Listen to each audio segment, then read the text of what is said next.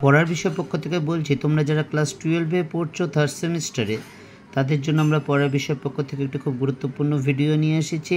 তোমরা জানো উচ্চ মাধ্যমিক শিক্ষা সংসদ তোমাদের রুটিন দিয়ে দিয়েছে। তোমাদের পরীক্ষা সেপ্টেম্বর মাসে শুরু হচ্ছে, কাজে খুব একটা বেশি দেরি নেই। কাজে তোমরা এখন থেকে কিন্তু ভালো করে পড়াশোনা শুরু করে দাও। তোমাদের সুবিধার্থে বা তোমাদের যাতে একটু সাহায্য হয় তার জন্য আমরা পড়ার বিষয়ের পক্ষ থেকে হিস্ট্রি, পল সায়েন্স, ফিলোসফি বা এডুকেশন এই 4টে বিষয়ে যেগুলো গুরুত্বপূর্ণ প্রশ্ন, যেইভাবে ঠিক উচ্চ মাধ্যমিক শিক্ষা সংসদ বলেছে যে প্রশ্ন আসতে পারে, আমরা ঠিক সেইভাবে আলোচনা করছি। এই ভিডিওতে আমরা ফিলোসফি বা দর্শনের ইউনিট 1 অধিবিদ্যার যে বেদান্ত দর্শন আছে, সেই বেদান্ত দর্শনের জন্য উচ্চ মাধ্যমিক শিক্ষা সংসদ 8 নম্বর বরাদ্দ করেছে। তার প্রথম পার্টটা নিয়ে আমরা আলোচনা করছি। তোমরা জানো উচ্চ মাধ্যমিক শিক্ষা সংসদের নিয়ম অনুযায়ী থার্ড সেমিস্টারে তোমরা 50 নম্বরের পরীক্ষা দেবে। তার মধ্যে লেখা 10 নম্বরের প্রজেক্ট আর লেখা পরীক্ষা হবে 40 নম্বর। এই 40 নম্বরের মধ্যে 50% হবে খুব সোজা কোশ্চেন, অর্থাৎ 20 নম্বর, আর 30% হবে একটু কঠিন তবে সোজাই 12 নম্বর, অর্থাৎ 20 যোগ 12 32 নম্বর। এই 32 নম্বরটা ফার্স্ট লক্ষ্য হচ্ছে আমাদের, যেগুলো দেখবে স্টার দেওয়া আছে সেগুলো এই 32 নম্বরের মধ্যে পড়বে। এছাড়া বাকি 20% বা 8 নম্বর জন্য যেগুলো স্টার দেওয়া নেই তার মধ্য থেকে পড়বে। তোমরা নিশ্চয়ই দেখেছো যে বইগুলো, প্রত্যেকটা বই ভালো, ছায়া বলো, রায়মার্টিন বলো বা সাতরা, প্রান্তিক, প্রত্যেকটা বই ভালো। এবং যেহেতু অবজেক্টিভ, কাজে বিভিন্ন বইতে অবজেক্টিভ একটু অন্যরকম আলোচনা হলে অবজেক্টিভ অনেক চলে আসছে। কিন্তু তোমরা যদি এগুলো পড়ো তাহলে অবশ্যই তোমরা কমন পাবে। আর একটা জিনিস তো নিশ্চয়ই বোঝো, অবজেক্টিভের নির্দিষ্ট কোনো সাজেশন হয় না। আমরা বললাম 30টা 40টা পড়ে যাও এই অধ্যায় থেকে, যেখানে 8 নম্বর আসবে তুমি কমন পাবে, এটা আমার মনে হয় না ঠিক। কারণ বুঝতেই পারছো 40টা কোশ্চেন পড়ে 8 নম্বরের কমন পাওয়া কিন্তু সম্ভব নয়। যিনি একমাত্র কোশ্চেন করেছেন তিনি যদি করেন তাহলেই একমাত্র সম্ভব হয়তো। তা যাই হোক, আমরা কথা না বাড়িয়ে চলো শুরু করি বেদান্ত দর্শন, যার জন্য উচ্চ মাধ্যমিক শিক্ষা সংসদ 8 নম্বর বরাদ্দ করেছে। দেখো, বেদ হলো 4টি, ঋক, সাম, যজু এবং অথর্ব। 2 নম্বর দেখো স্টার দেওয়া আছে, এটা অবশ্যই খুব ভালো করে পড়বে। ভারতীয় দর্শনে মোট সম্প্রদায় হলো 9টি, এর মধ্যে 6টি ন্যায়, বৈশেষিক, সাংখ্য, যোগ, মীমাংসা ও বেদান্ত হলো আস্তিক, এবং নাস্তিক সম্প্রদায় হলো 3টি, চার্বাক, বৌদ্ধ এবং জৈন। 3 নম্বর দেখো, যে সকল দার্শনিক সম্প্রদায় বেদকে প্রমাণ বলে স্বীকার করেন তারা আস্তিক সম্প্রদায়, এবং যারা বেদকে প্রমাণ বলে স্বীকার করেন না তারা নাস্তিক সম্প্রদায়। নেক্সট 4 নম্বর, মাধবাচার্যের সর্বদর্শন সংগ্রহ গ্রন্থে বেদান্ত দর্শনকে সর্বদর্শন শিরোমণি বলে অভিহিত করা হয়েছে। এটা খুব গুরুত্বপূর্ণ প্রশ্ন। নেক্সট 4 নম্বর, বেদের অংশ কাণ্ড ভিত্তিতে বেদকে দুভাগে ভাগ করা যায়। একটা হচ্ছে কর্মকাণ্ড, জ্ঞানকাণ্ড। কর্মকাণ্ড বা মীমাংসা দর্শনের উপর প্রতিষ্ঠিত, আর জ্ঞানকাণ্ড বেদান্ত দর্শনে প্রতিষ্ঠিত।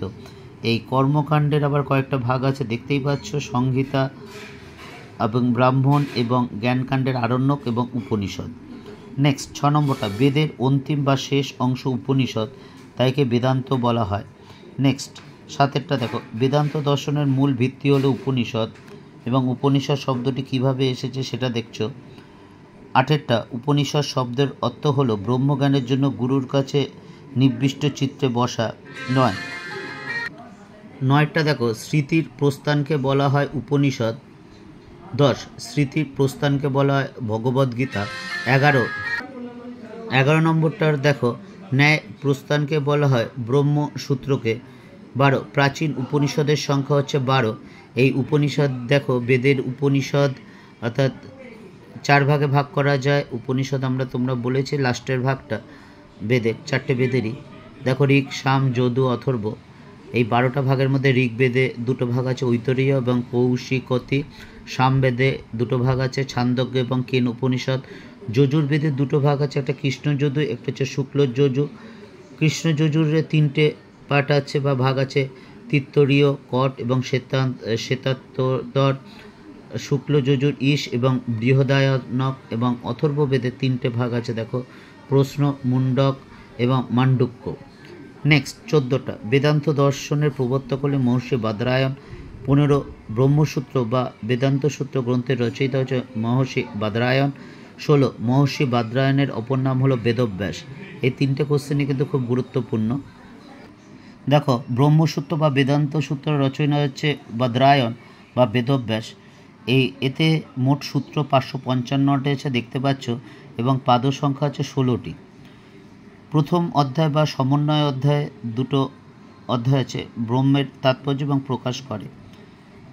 তৃতীয়টায় দেখো বেদান্ত সূত্র বা ব্রহ্মসূত্র ব্রহ্মজ্ঞানের লাভের উপায় প্রদর্শন করা হয়েছে। এবং চতুর্থ বা ফল লাভ অধ্যায় ব্রহ্মজ্ঞানের মুক্তি বা ব্রহ্মজ্ঞানের স্বরূপ। 18 বেদান্ত দর্শনের 5টি উপসম্প্রদায় আছে। 19 কেবলাদ্বৈতবাদের অন্যতম সমর্থক হলেন শঙ্করাচার্য। 20 শারীরক ভাষ্য এর রচয়িতা হলেন শঙ্করাচার্য। 21 বাদরায়ণ রচিত ব্রহ্মসূত্রের উপর শঙ্করের ভাষ্যটির নাম হল শারীরক ভাষ্য। 22 বিশিষ্ট দ্বৈতবাদের প্রবর্তক হলেন রামানুজ। 23 শ্রীভাষ্য এর রচয়িতা হলেন রামানুজ। 24 দ্বৈতবাদের প্রবক্তা হলেন মধ্বাচার্য। 25 পূর্ণভাষ্য বা মধ্যভাষ্য এর রচয়িতা হলেন মধ্বাচার্য। 26 দ্বৈতবাদের প্রবক্তা হলেন নিম্বাকাচার্য। 27 বেদান্ত পারিজাত সৌরভ এর রচয়িতা হলেন নিম্বাকাচার্য। 28 শুদ্ধা দ্বৈতবাদের প্রবক্তা হলেন বল্লভাচার্য। 29 অনুভাষ্য এর রচয়িতা হলেন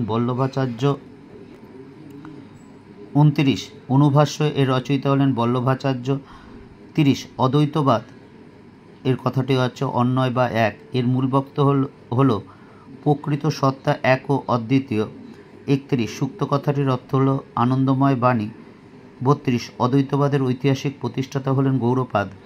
তা তোমরা একটু দেখে লিখে নিও, প্রত্যেকে তোমরা একটা আলাদা খাতা করে, এবং অবজেক্টিভ কিন্তু রোজ দেখবে, পড়বে, কারণ অবজেক্টিভ কিন্তু একদিনে মুখস্থ হয় না। রোজ যত রিভাইজ দেবে, যখনই সময় পাবে তখনই কিন্তু অবজেক্টিভ রিভাইজ দেবে, তাহলেই কিন্তু তোমরা কিন্তু পরীক্ষার সময় ঠিকভাবে পারবে। তোমরা যেহেতু প্রথমবার সেমিস্টার হিসেবে তোমরাই প্রথম পরীক্ষা দিচ্ছ এবং তোমাদের সামনে কোনো মডেল নেই, এছাড়া আমরা তোমাদের জন্য যে উচ্চ মাধ্যমিক শিক্ষা সংসদ যে মডেল সেট কোশ্চেন করেছে, ইতিমধ্যে আমরা এই ফিলোসফির 5টা সেট পেয়ে গেছি। এটা আরেকটু শেষ হলে, আর একটা দুটো অধ্যায় শেষ হলে আমরা মডেল সেট দেওয়া শুরু করব। এগুলো যদি তোমরা ভালো করে পড়ো এবং রোজ যদি পড়ো, অবশ্যই তোমরা কিন্তু কমন পাবে। এই তোমরা থার্ড সেমিস্টার বা ফোর্থ সেমিস্টার কিন্তু ফার্স্ট সেকেন্ড সেমিস্টারের মতো হবে না, ঠিক মাধ্যমিক পরীক্ষা দিয়ে মতো হবে, অর্থাৎ অন্য স্কুলে গিয়ে পরীক্ষা দেবে, অন্য স্কুলের শ্রদ্ধেয় শিক্ষক শিক্ষিকা গার্ড দেবেন, বোর্ড প্রশ্ন করবে, বাইরে খাতা দেখবে, এবং এই থার্ড সেমিস্টারে তোমরা যদি ভালো নাম্বার তুলে রাখতে পারো, ফোর্থ সেমিস্টারে কিন্তু প্রশ্ন উত্তর লিখতে হবে, সেখানে একটু অসুবিধা হতে পারে। কাজেই এখন থেকেই ভালো করে পড়াশোনা করো। তোমাদের যদি কোনো দরকার বা প্রয়োজন হয় অবশ্যই আমাদের জানিও। আমরা আমাদের সাধ্যমতো বা অভিজ্ঞতা মতো যতটুকু অভিজ্ঞতা অর্জন করতে পেরেছি 23-24 বছরে, তার মাধ্যমে তোমাদের সমস্যার সমাধান করার চেষ্টা করব। পড়ার বিষয় পক্ষ থেকে এতটুকুই, অগ্রিম শুভেচ্ছা রইল। তোমরা অবশ্যই ভালো পরীক্ষা দেবে। শুধু এই পরীক্ষা না, সারা জীবন সুন্দর সুখের আনন্দময় হয়ে উঠুক, এটাই আমরা পড়ার বিষয় পক্ষ থেকে একমাত্র কামনা করি।